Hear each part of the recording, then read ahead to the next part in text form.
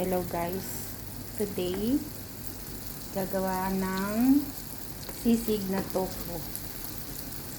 First time namin gawin ito dito. Ayan, first step, prepituhin yung tofu ng ganito. Ayan, pagkatapos prito, ito yung ilalagay lang. Ayan, ito yung ilalagay namin mamaya. Konting kamatis, may sili na haba, sibuyas. Tapos ayan, mayonnaise, tinimplahan na mayonnaise ito. May black pepper, asin, konting asukal at konting pampakulay na soya. Pagkas na siya.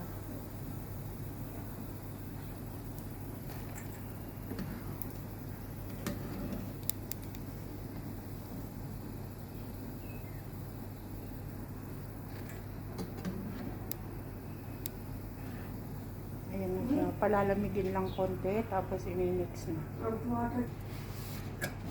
Ayan. Ayan, i-mix na natin dyan.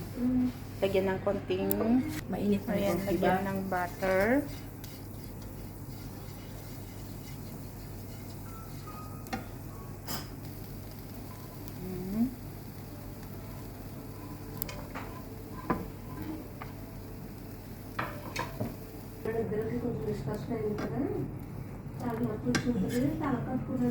Hindi ako makaka-copyright yun sa boses ko.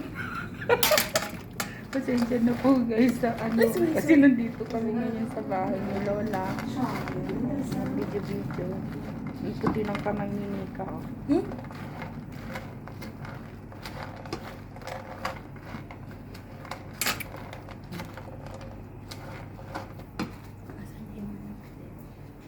Tikman natin.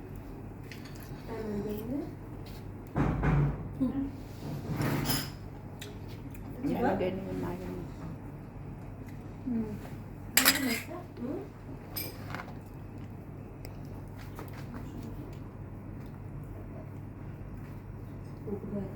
Kahit wala nang malasa na pala, no? Di ba yung mga tofu sa Pinas, parang walang lasa, walang asin. Nilagyan As in, natin ito matabang. ng No? mel, tapos pala. coriander. Kaya pala. Yung tubig kanina.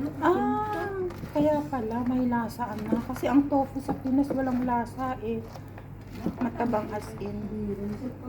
Ayan na siya. Sisig na.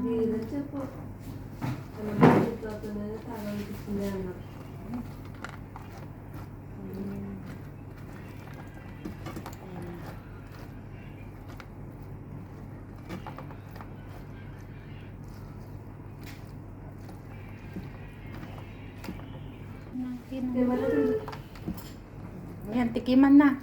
Ewan. Ayan, tikman mo na, Nick. Unang tikim. Unang tikim. Kung anong lasa. Sige nga, tikman natin kung kulang sa lasa. Unang tikim. Mala. Pwede tayo mag-asawa. Wow. Ay, masarap na talaga. Sarap. Wala biro. Lagyan mo nga to. Isa lang. Dalawa. Titikim ka na lang, dapat madami. Ayan, tikim din na. Ito naman nasa mayo, no?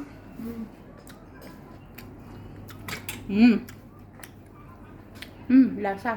No, sakto na sa mayo din. Malasa guys. Gawin din ninyo ito, masarap.